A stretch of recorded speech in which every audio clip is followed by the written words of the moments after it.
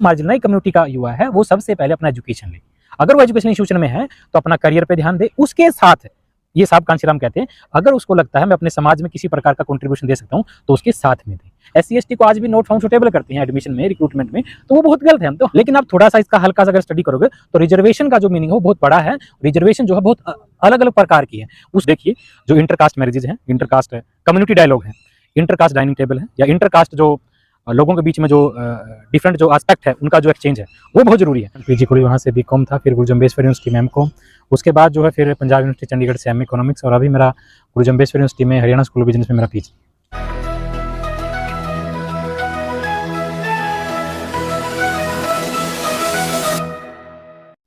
किसी ने बोला कि इश्क बड़ा दर्द देता है, किसी ने बोला कि इश्क बड़ा दर्द देता है। मैंने हंस के पूछा कि कभी गरीबी का नाम सुना है क्या।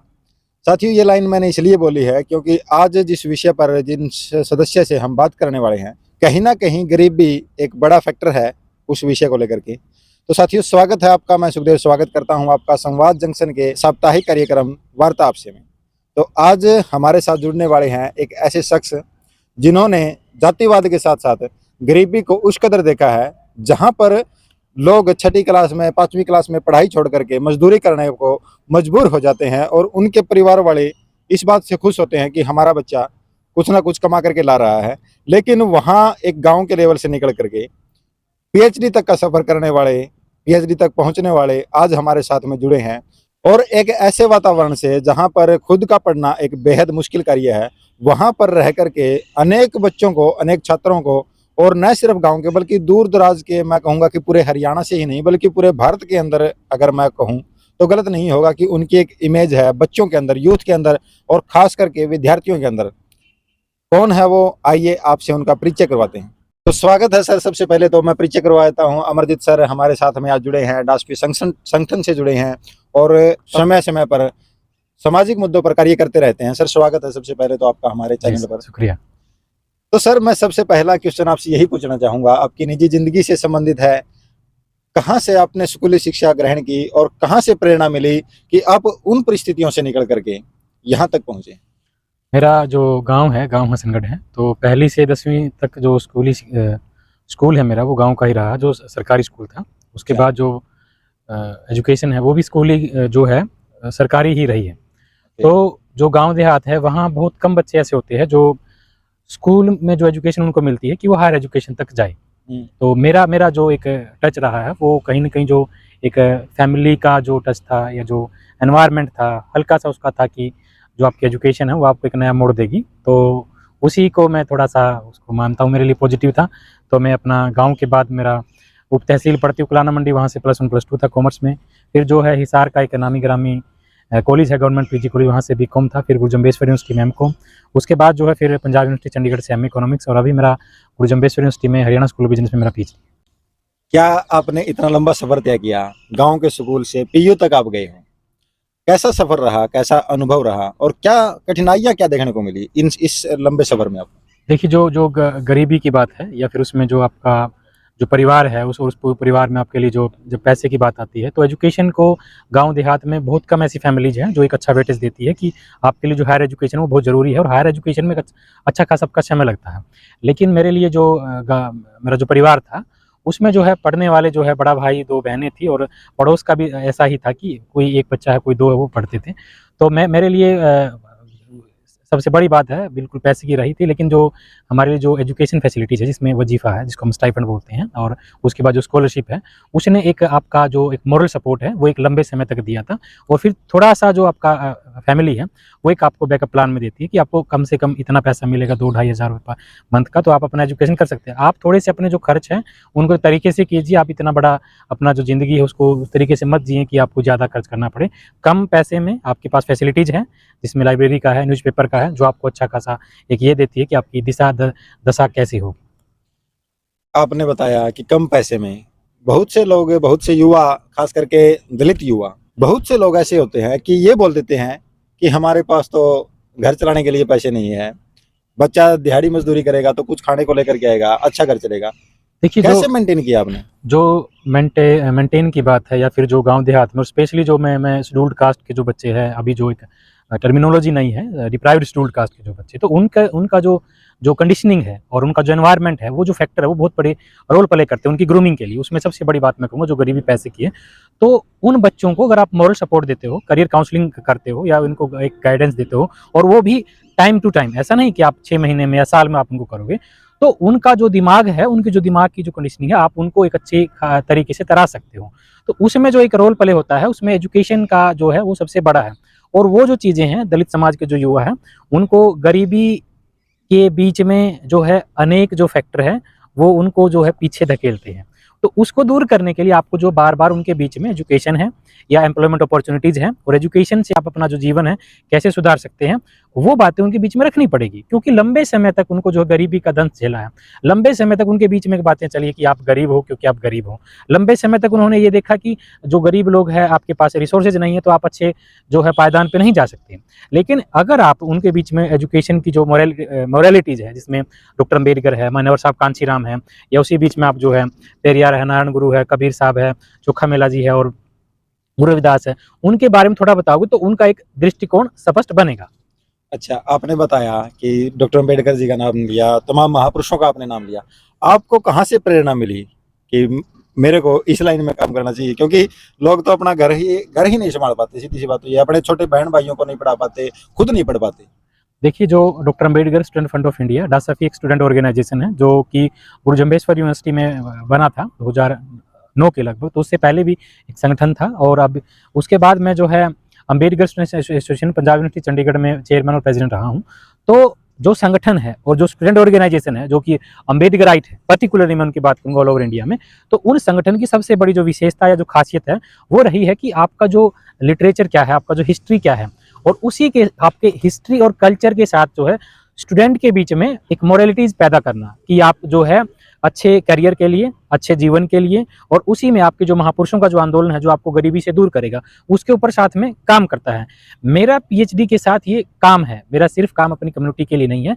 मेरा पीएचडी का जो टॉपिक है वो स्कॉलरशिप के ऊपर है, तो मुझे अपने लोगों से जुड़ने का ज़्यादा मौका मिला, अपॉर्चुनिटी मिली है, और उसी में जो है छोटी-छोटी जो प्रॉब्लम है, उनको हम माइन्यूट लेवल पे उनको हम एक्सेप्ट करते हैं, नोटिफाई करते हैं, उनको रिकॉग्नाइज्ड करते हैं, एडमिट करते हैं। तो अगर हमारे जो रिसर्च है या जो रिसर्चर है या यूजी पीजी के जो बच्चे जब संगठन से जुड़ते हैं, अगर वो भी छोटी-छोटी बातों पर काम करें, तो हम इनको मतलब गरीबी को दूर कर सकते हैं और अपने ज़्यादा बच्चों को एजुकेशन इंस्टीट्यूशन में ला सकते हैं। आपने बात की, लिटरेचर की बात की आपने। लिटरेचर को मैं ये समझता हूँ, कई लोगों का ये सवाल भी रहता है, कई बार नोटिस भी किया है कि जो दलित लिटरेचर है, उसको कहीं न कहीं दबाया जाता है, वो कम अवेलेबल है। इसके क्या कारण है? देखिए, जो दलित लिटरेचर है उसमें सबसे पहला जो नाम ओम प्रकाश वाल्मीकि जी का लिख लेते हैं, और उनकी कई कविताएं हैं, कुछ जो है सिलेबस में भी है, और बहुत कम जो शेड्यूल्ड कास्ट है या शेड्यूल्ड ट्राइब है या फिर जो मार्जिनल कम्युनिटी का जो यूथ है, उनके बीच में जो दलित लिटरेचर है उसके लिए उसके ऊपर भी काम करना पड़ता है, जो कि बहुत से संगठन करते हैं, जिसमें एक बामसेफ का नाम है, जिन्होंने इस लिटरेचर को टच किया है, लोगों तक पहुँचाया है, और वो लंबे समय तक वो काम कर रहे हैं। और उसी में से एक जो एजुकेशनल इंस्टीट्यूशन में जो लोग होते हैं, स्पेशली जो मार्जिनल कम्युनिटी के, तो उनकी डबल रिस्पॉन्सिबिलिटीज होती है। सबसे पहले कि आप अपने एजुकेशन को पूरा करें, आप अपने एजुकेशन के साथ जो अपना करियर है, अपना परिवार है, उसको एक अच्छी खासी आप दिशा दीजिए, उसमें आप अच्छा अपना बेटर जो है काम कीजिए। उसके बाद जो आप अपनी कम्युनिटी के में किस तरीके से काम करते हैं, तो दलित लिटरेचर जो है, एक आप उसका जो है सबसे पहला आप उसको बांट सकते हैं, जो कि पब्लिक डोमेन में जो है बुक्स में अवेलेबल है। दूसरा, आप उसके ऊपर जो है किसी प्रकार के तमाम जो सेमिनार है, कॉन्फ्रेंस है, वर्कशॉप है या लेक्चर डिलीवर है, वो आप कर सकते हैं। तीसरा जो है, उसमें आप लोगों के बीच में छोटे-छोटे जो किसी भी प्रकार की एक्टिविटी जो उनमें जा सकते हैं। तो हम एक फूले अम्बेडकर सांस्कृतिक मेला जो है वो आयोजित करते हैं। वो हरियाणा में भी हमने करीब-करीब जो है 22-23 की है, जिनमें एक हरियाणा की एक नाम मात्र सेंट्रल यूनिवर्सिटी ऑफ हरियाणा में पिछले साल हमने 7 नवंबर को किया था। तो उसी में जो है ये जो कल्चरल एक्टिविटी का पार्ट होती है, जो हिस्ट्री को लोगों तक टच करवाती है, जो आम नागरिक है, जो गाँव देहात के लोग नहीं पढ़ते, तो फोटो के माध्यम से उनको जानते हैं, पूछते हैं।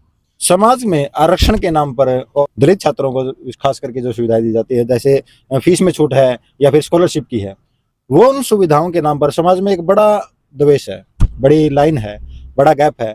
कि क्या लगता है, क्या जितना बताया जाता है कि उनके नाम पर जितनी गाड़ियां दी जाती है, क्या वो सच में इतना फायदा समाज उनका उठा भी पाता है? देखिए, मैं हरियाणा के कई गाँव में गया हूँ, और उसमें जो मेजर जो काम रहे है, उसमें स्टूडेंट के लिए जो करियर काउंसलिंग सेशन उसमें सबसे बड़े रहे। उसके बाद जो छोटे-छोटे कार्यक्रम हैं, उनमें भी गया हूँ, और हरियाणा से बाहर भी जो कई यूनिवर्सिटीज़ हैं या कई स्टेट में मुझे अपॉर्चुनिटीज़ मिली अपने जो अम्बेडकर राइट ऑर्गेनाइजेशन उनके साथ जुड़ने का काम करने का। तो जो सबसे बड़ी जो बात आती है रिजर्वेशन को लेके गाली गलौज की, बिल्कुल। दूसरी बात जो स्कॉलरशिप का जो बेनिफिट लेते हैं उनके ऊपर। मैं आपको बताऊं कि जो स्कॉलरशिप है या जो स्टाइफंड है वो सिर्फ कास्ट बेस्ड या कैटेगरी बेस्ड नहीं है, उसके बहुत अलग अलग पैरामीटर हैं, उसकी अलग अलग एलिजिबिलिटी क्राइटेरियाज हैं और वो देने के कई रीजन हैं।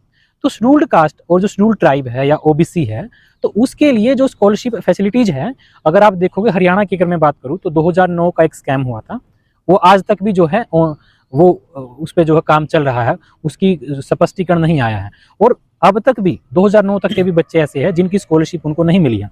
मेरे पास कई ऐसे वो है, ऐसे कई केस स्टडी है, ऐसे कई बच्चों के साथ मैं खुद गया हूं उनके एजुकेशन इंस्टीट्यूशन में, जिनमें उनको जो है ओरिजिनल डॉक्यूमेंट को रखा गया था, उनका एटीएम तक रखा गया था, एटीएम का पिन तक उन्होंने अपने पास रखा था और बोला था कि बच्चों को चेंज नहीं करना। उसके बाद बहुत से ऐसे बच्चे हैं जिनके रोल नंबर तक रोके गए थे, अब भी रोके गए हैं।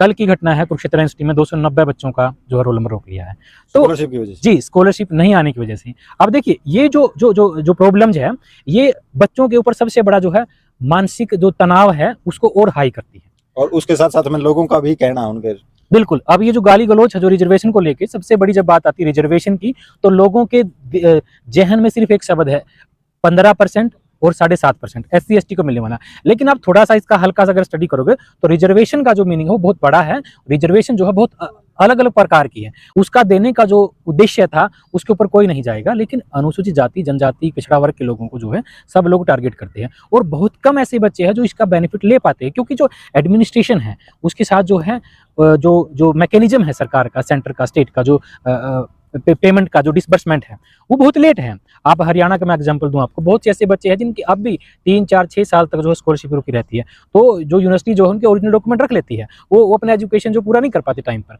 उनका एकेडमिक लॉस है। और बल्कि मैं बोलूँ कि ये उनकी एकेडमिक डेथ है। आपका डिग्री 3 साल में था, आपने अपने सब पेपर दिए, 3 साल में पास किया, स्कॉलरशिप नहीं आई, आपका डिग्री रोक लिया, तो बच्चा 3.5 साल में, 4 साल में, 5 साल में अपना जो डिग्री ले रहा, तो ये बड़ा बड़ा बड़ा नुकसान है। अब इसके जो कॉन्सिक्वेंसेज है, जो प्रॉब्लम्स है, इनके ऊपर कोई बात नहीं करता है।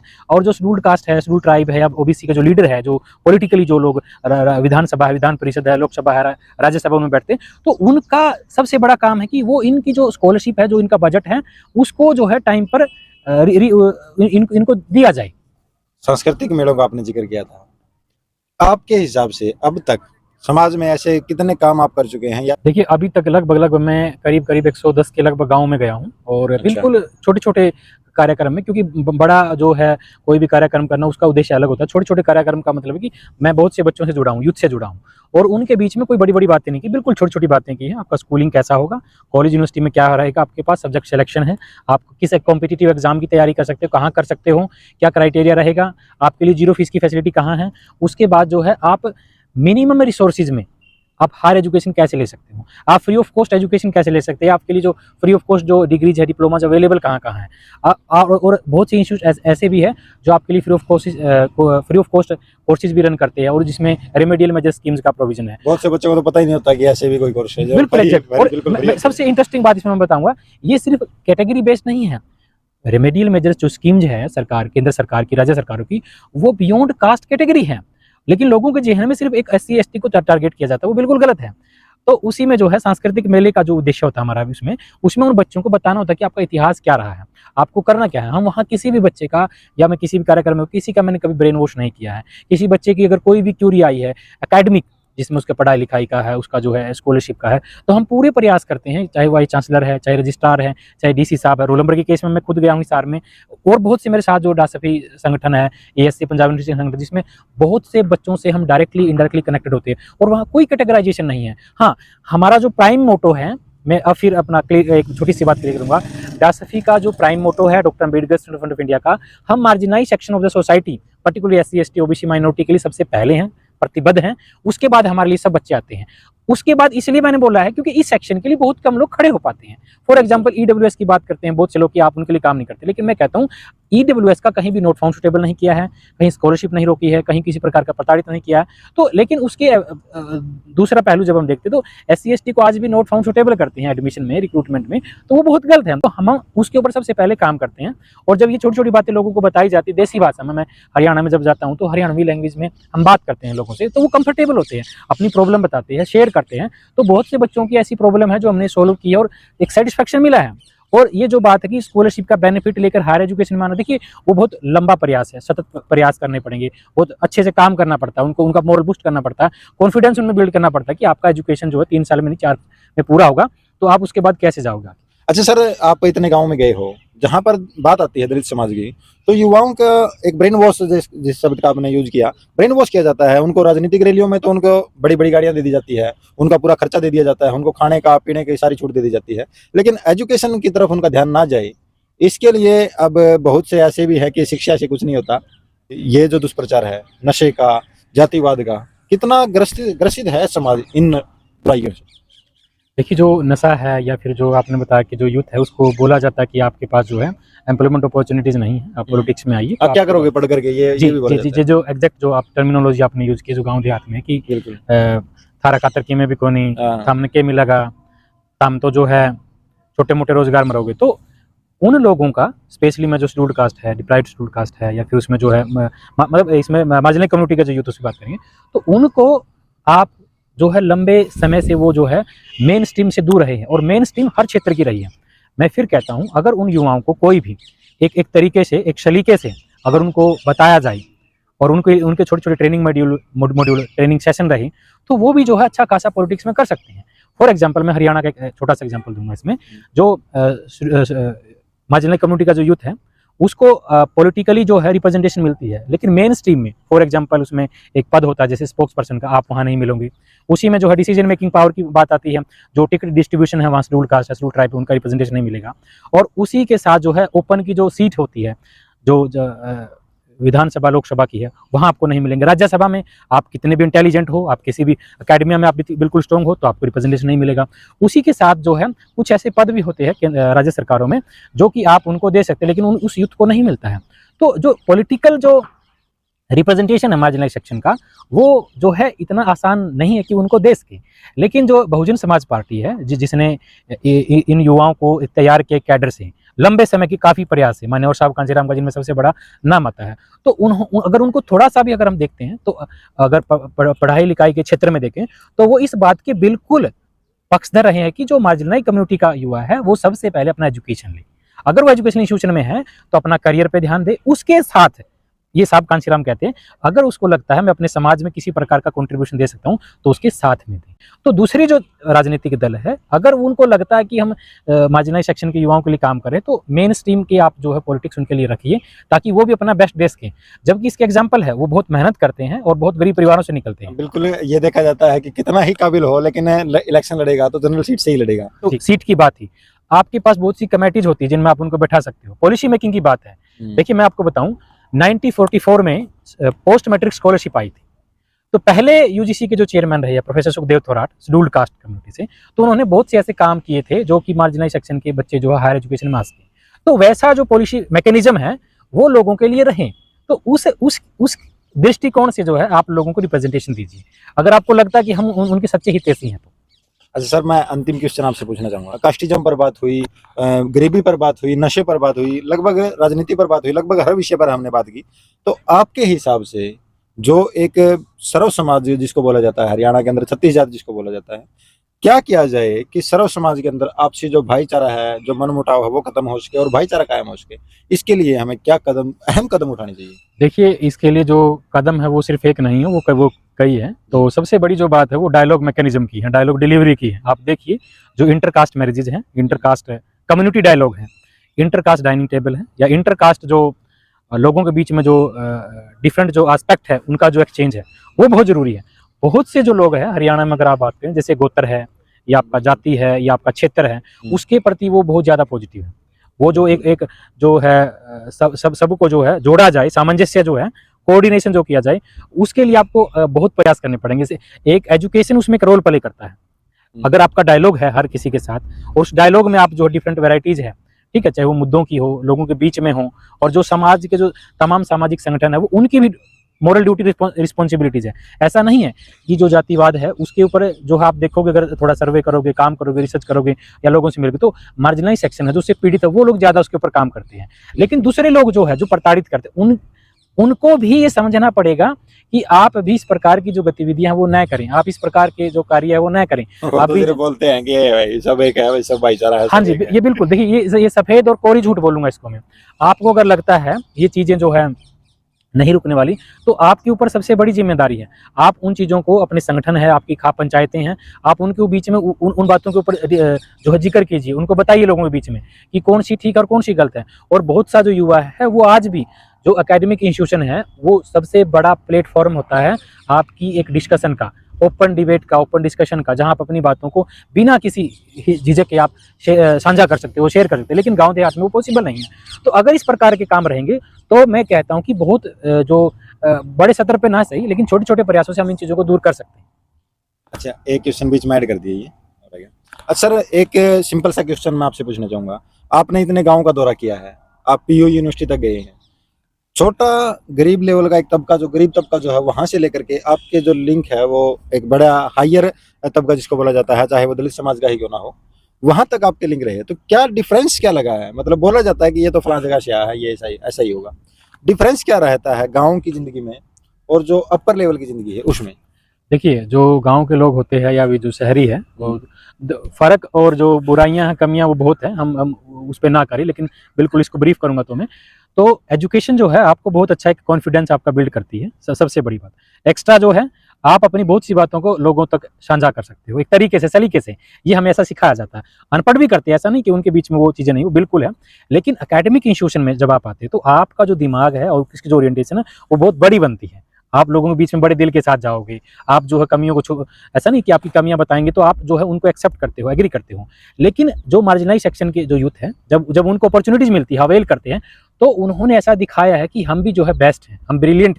और ऐसा नहीं है कि उनमें कमियां हैं। देखिए, आप जब जन्म लेते हैं, अगर आपकी परवरिश जो है एक छोटा सा एरिया में है, तो आपकी जानकारी भी उतनी रहेगी। लेकिन जब आप एजुकेशन इंस्टीट्यूशन में आते हो, आपकी जो एजुकेशन ब्रॉड है उसकी एक्सपेंशन होती है, दूसरे लोगों से इंटरेक्शन जब आपको होती है, डिफरेंट लैंग्वेज है, डिफरेंट कल्चर है, आप आते जाते हो, कितनी चीज़ें हैं, तो वो जो है आपको एक एक्स्ट्रा एडवांटेज देती है कि आप अपनी बातों को लोगों के बीच में तरीके से करोगे कैसे। तो गाँव देहात के जो लोग, उनकी सोच जो है वो छोटी बनाई जाती है। जैसे कि इसका एक एग्जांपल दूंगा मैं बिल्कुल हरियाणा में बोलूँगा कि ये तो जो है ना पढ़ाई लिखाई है, या जो ये पीएचडी है, या जी जो नौकरी है बड़ी, ये तो जी बड़ा खातर बनी, हमारा खातर को नहीं, बिल्कुल ठीक है, अपना खातर को नहीं बेटा, जो यहाँ पे तो दाल रोटी में काम चलाएंगे। ये जो शब्द है, मैं कहूँगा उनकी जो, उस बच्चे की जो एक जील थी, उसका जो पैशन था, उसको खत्म कर देती है कि आप बड़े के लिए नहीं बने हो। मैं कहता हूँ गाँव देहात के बच्चे ऐसे है, आप पलक झपकते ही वो सम निकाल देते हैं मैथमेटिक्स का। इतने अच्छे बच्चे हैं, लेकिन कोई उनको गाइड करे, कोई उनको बताए और उसके ऊपर थोड़ा सा काम करे, और वो बच्चे IITs में भी अच्छा कर सकते हैं। तो ये जो अपॉर्चुनिटीज है, ये लोगों तक नहीं दी जाती, बताया नहीं जाता है। लोग, मैं कहता हूँ, आप देखिए गांव के सर्वे कीजिए, मनरेगा में दिहाड़ी मजदूरी करते, भट्टे पेंट की पथाई करते, उनके बच्चे PhD में आए हुए हैं। आप कैसे बोल सकते हो कि भाई वो जो है काम नहीं कर सकते? तो थोड़ा सा हल्का सा जो सेंटर स्टेट की जो पॉलिसीज है, जैसे उनका थोड़ा बेनिफिट मिला है, तो लोगों को थोड़ा आपको बताना पड़ेगा कि आपके लिए भी बहुत सी फैसिलिटीज है और वो आपके लिए है। गुरु जम्बेश्वर यूनिवर्सिटी जो है वो पब्लिक इंस्टीट्यूशन है, आप भी आइए, एजुकेशन लीजिए। लेकिन लोगों को जो है जैसे 0 फीस का पता नहीं है, तो वो जो है यहाँ इतना उसका बेनिफिट नहीं ले पाते। आप एक कम्युनिटी से आते हैं जिसको गालियां दी जाती हैं। जब आप गांव में जाते हो, अब हालांकि आप PhD स्कॉलर है, इतने बच्चे आपके संपर्क में है, इतना आपने काम किया है एजुकेशन पर, तो जब अब गांव में जाते हो और शाहूकार एक तबका होता है, जब उनके आसपास या उनके मोहल्ले में जाना होता है, तो कैसा रिएक्शन रहता है लोगों का देख करके कि ये तो फला बंदा है? कैसे रिएक्शन कैसे रहता है उन लोगों का? देखिए, इसके ऊपर मैं हरियाणा में कुछ बातें बोलूँगा। तो गांव में जो है, जब मैं, मेरी जो पड़ोस की, मेरी माँ, मेरी दादी, मेरी ताई, पड़ोस की जो भाभी हैं, तो हम खेत में जाते थे। खेत में जीड़ा, मतलब जो कपास के बाद जो थोड़ी सी बचती है, जीड़ा है, और कणक के बाद जो बैल जिसको बोलते हैं वो बचती है। और हमने जो है चने की भी वो की है, जब चना जो होता है चुक्का लेके आऊँ, मतलब उसको, तो वो चीज़ें, और वो मैंने कोई 1, 2, 5 साल नहीं की, वो काफ़ी साल की है। मैंने अपने MCOM के दौरान तक मैंने कणक की कटाई की थी, जब भी चौथा महीना था कणक की कटाई करते थे, तो तब तक इतनी जानकारी नहीं थी बाहर क्या है क्या नहीं है। तो मैं कहता हूँ ये जो चीज़ें हैं वो बहुत अच्छा कॉन्फिडेंस आज भी उससे मिलता है, तो पड़ोस में। लेकिन जो दूसरे जो लोग हैं जिनके मैं खेतों में गया था, तो आज भी मिलते हैं, बड़े अच्छे से बातचीत होती है। रवैया बदला है, रवैया बदलने के लिए आपको नशा भी छोड़ना पड़ता है, आपको अपने में सुधार भी करने पड़ते हैं, बहुत सी चीज़ें सीखनी भी पड़ती हैं। मानता हूँ कि जो कास्ट बेस्ड डिस्क्रिमिनेशन है गाँव देहात में एजुकेशन इंस्टीट्यूशन में, तो वो रहेगा लंबे समय तक। उसके कई रीजन है, उसके कई फैक्टर हैं, तो उनको दूर करने के लिए हमें भी थोड़ा थोड़ा छोटे छोटे प्रयास करने पड़ेंगे कि हम वह उस धर्रे में ना जाए, पुराना जो धर्रा है, और लोगों को बदलना पड़ेगा, और लोग बदलें भी, क्योंकि लंबे समय तक ग्लोबलाइजेशन है, आप नहीं बचते, टेक्नोलॉजिकल एडवांसमेंट है, आप कब तक वो करोगे। हाँ, डिस्क्रिमिनेशन की फॉर्मेशन चेंज हुई है, लेकिन वो खत्म नहीं हुआ है। तो उसमें जो है एक लंबा प्रयास जो है मार्जिनल कम्युनिटी के जो यूथ है उनको झेलना पड़ता है। बट जब उनको एक कॉन्फिडेंस मिलता है, जब उनको थोड़ा एक सोशल सपोर्ट मिलता है, जब उनके ऑर्गेनाइजेशन उनके लिए खड़े हैं, जब उनके पास इन्फॉर्मेशन है, जब उनके पास फेलोशिप फैसिलिटीज है, तो वो भी जो है चीज़ को फिर इग्नोर करके चलते हैं, तो वो दिमाग में आपके फिट नहीं होती। तो बहुत बहुत धन्यवाद सर का, जो इतने बड़े बड़े विषयों को सर ने इतनी कम समय में हमारे सामने साझा किया। राजनीति के ऊपर बात हुई, दलित पॉलिटिक्स के ऊपर बात हुई, खास करके दलित छात्रों के ऊपर बात हुई, दलितों के विषय इतने अच्छे तरीके से सर ने आपको बताए हैं, और किस तरीके से हम अपने लेवल को ये इस फर्श से अर्श तक पहुंचा सकते हैं, वो उन सारी बातों, उन सारे विषयों पर आज चर्चा हुई। ये चर्चा आपको कैसी लगी ये कमेंट बॉक्स में जरूर बताइएगा। फिलहाल आज की इस वीडियो में इतना ही। मैं सुखदेव फिर से आपका नमस्कार करता हूँ। जय हिंद, जय भारत, वंदे मातरम। Thank you.